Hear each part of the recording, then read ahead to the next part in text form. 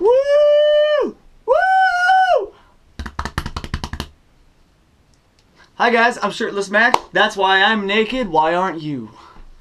I'm still goofing around with that one. It's really weird and it's really cheesy and it sounds kind of like too full of myself. I don't know. Let me know, guys. Like, what do you think of this intro? Leave a comment. Whatever. I want to talk about parkour philosophy. This is a video that I shot a while ago, but I haven't had the opportunity to actually recreate. Namely because the video was shot and we promptly lost all the footage and the audio, which is great. But on the plus side, I have more things I want to talk about as far as this topic goes. So, without further ado, I'd like to talk about parkour style and style in parkour. Now, what does that actually mean? Well, parkour style can have, for me, two meanings. It can be innate style or it can be conscious style. And the difference is that conscious style is style that is channeled. It is intentional style.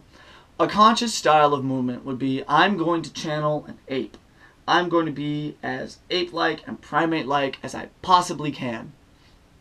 Whereas an innate style is something that's much deeper. It's hidden innately in the movement. It's something that's not necessarily a conscious decision as far as the movement form and the expression goes. This video is going to be a lot about innate style rather than conscious style. I might do a conscious style video later, but innate style. So, I'm a linguist. My major is linguistics. That's what I study. I study human language, what's behind the language, how language works, all that good stuff. But there's also a language of movement. Human body language is very important in all of ours, in any social context. Our body language conveys way more about us than we think. For example, and it is innate to the human experience. For example, is why you can see the visually impaired who have never been able to see smile, because it's a reflex. They just know to do it. Well, the point here is that so too do we express ourselves through movement, but we express a deeper part of ourselves. You see, before human spoken language even existed, humans had to communicate in the same way that other animal species do. Is we communicate through body language. We communicate through movement, through expression, through our facial expressions and our mannerisms. And I go fighting, or I can go scared, or I don't want to fight. But those are two oversimplifications of these things. And I started to get more into this language of movement when like in capoeira, we can call two people fighting a conversation. There's two people, or dancing even, two people having a conversation. These different movements mean different things, and they carry with them different emotions and different feelings. And that's a way of expressing through movement. But in these movements, you might find that it's a little bit more conscious. Depending on which move I decide to do, can express a different feeling and can convey a different meaning. But the manner in which I execute the movement itself, the little subtle nuances in which the movement is stylistically carried out, carries a ton of information about the person themselves. So, human beings have this innate expression, non-verbal, completely visual and completely kinetic expression, through which we convey a deeper part of ourselves, through which we convey a deeper meaning of what we are and who we are. So, our styles say a lot about us, and I know I keep repeating this, but that's because it's so damn important, is that we continue to express parts of us that we may not even know are a part of us through the way we move. Not just how we choose to move, but how we execute what we do. For example, we have Leomar. Leo's style is very intimate. His style is intimate in the way that he lays out these small seeds of movement across this field. And then he explodes and bursts into life. He bursts into this, out of nowhere, this huge flip for such a tiny dude to just jump like twice the height of me. And he just has that. It's deliberate. There we go. It's this deliberate choice of movement of I'm going to build and I'm going to build and I'm going to build and then explode and then contract in and expand and contract in. And that's Leo. That is his personality. He's very calm, but he's deliberately plotting out all these things he does, and then bam, there's this product that, whoa, it surprises you. And he does that, like, even in his jokes. He'll just be talking normally, and then suddenly, bam, he starts yelling in your face, and you're like, what the hell is going on? There's somebody like Will. His movements are all very sharp. There's the phrenologist. He's very sharp. He cuts through the air like a knife. Billy's actually really into knives and sharp weapons. And everything he does, even his wit, he's a very sharp, like, cutting personality, where he wants to slice through everything, and he has that sharp wit and a sharp tongue, and he's just like, it's just how he is. These movements are all conveying an underlying part of the personality, because the personality comes out in the movement. Who you really are is expressed in your movement. Christian Barr, and you've probably seen in some of my videos, a lot of people like to call him Bouncy Flippy, because everything he does is he just changes and he bounces and he just flips around, and out of nowhere he's just like bouncing around like a spring. And that's kind of him. He has this endless energy that just continues to move and continues to roll with it, and he takes any punches that life throws at him and he just bounces and flips your expectations on its head. We get styles like these that kind of work with each other.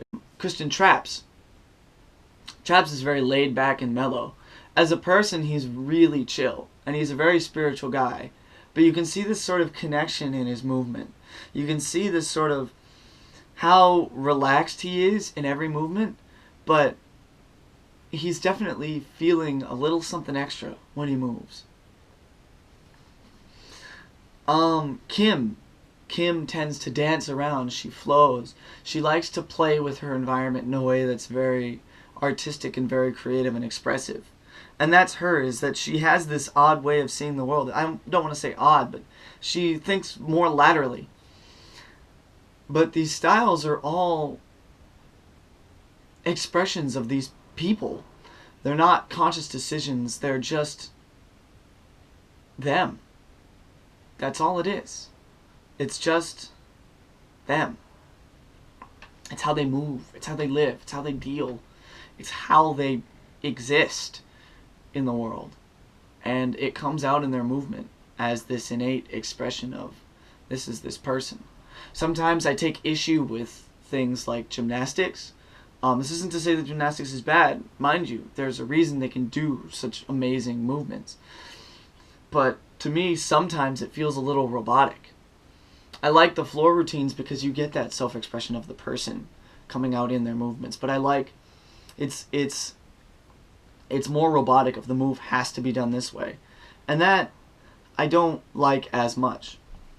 I feel like because these styles convey parts of our personality, and because our whole personality, like, you can't hide who you are in a movement.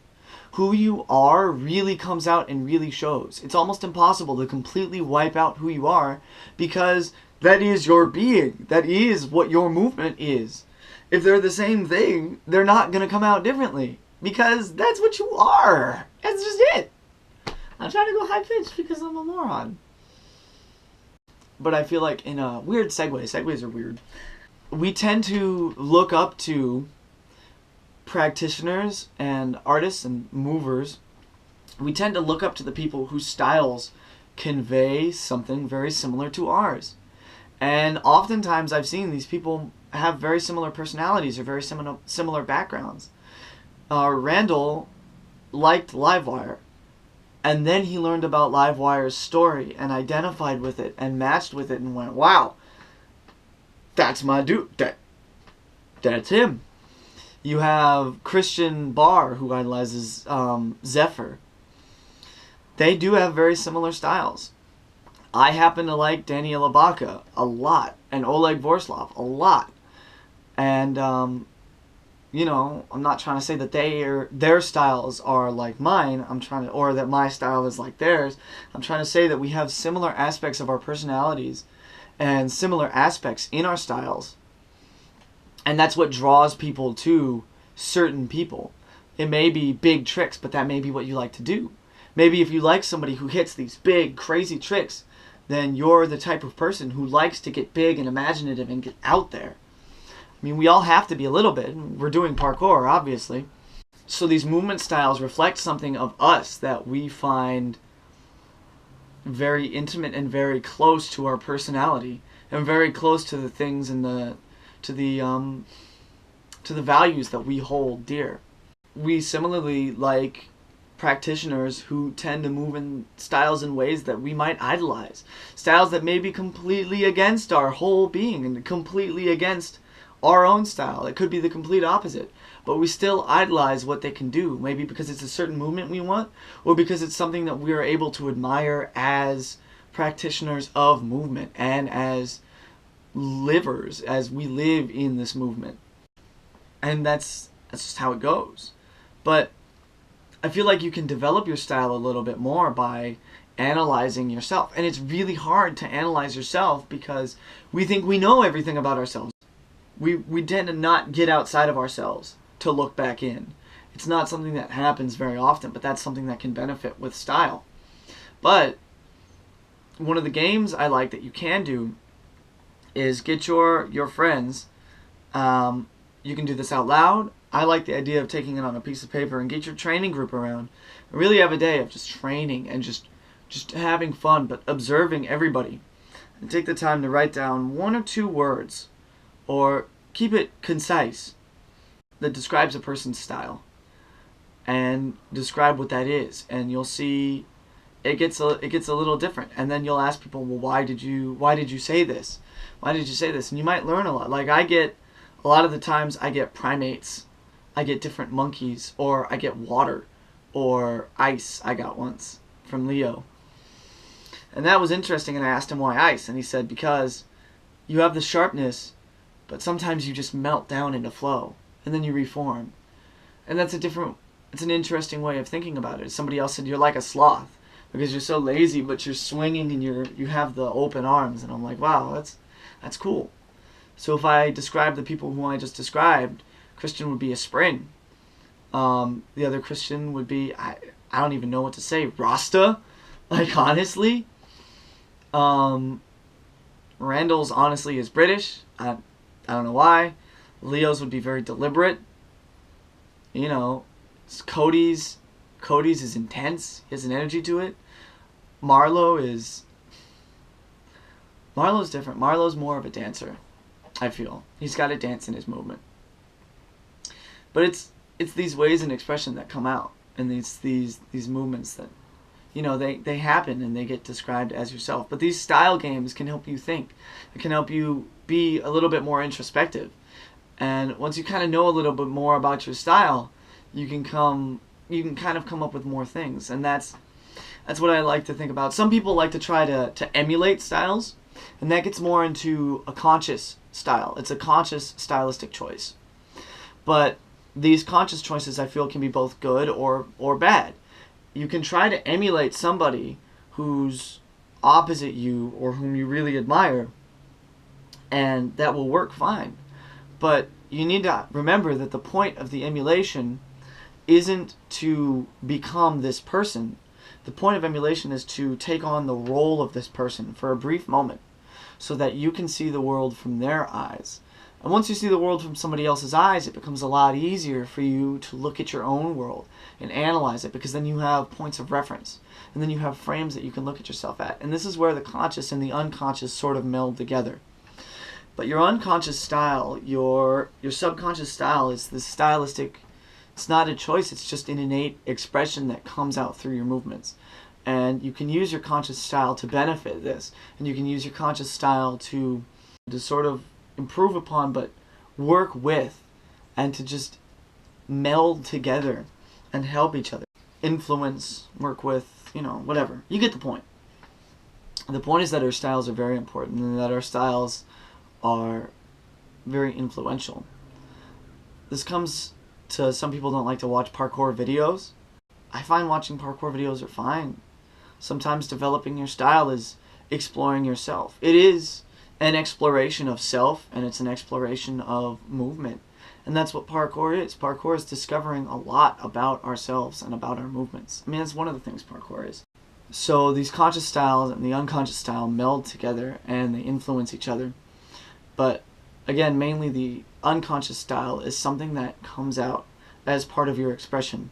And it's something that displays a major part of your personality and who you are. And your conscious style is your movement choice. It's what you choose to use.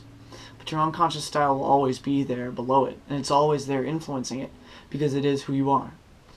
So style is a really important thing in parkour that not a lot of people think about. It's not something that you should let occupy your time, because changing who you are is something that happens mostly naturally. But that's all I have to say about that. I'd like to say that the philosophy expressed in this video is my own, my personal opinion. I'm not offering it as a definitive example of what style is or what any of the philosophies of parkour are. Everybody is free to have their own opinions and their own philosophies, and that's the beauty of movement. I'm making these videos as an effort to promote discussion and to promote the thinking about the philosophy and the intellectual side behind parkour, and I hope that I can contribute to and help influence discussion and maybe even, constructive debate. If you have any constructive criticisms or ideas that you want me to talk about or other philosophies you'd want me to discuss, please leave a comment or send me a message. Thank you very much for taking your time to watch this video. I appreciate it. I know it's long, but again, thank you very much. Have a good day.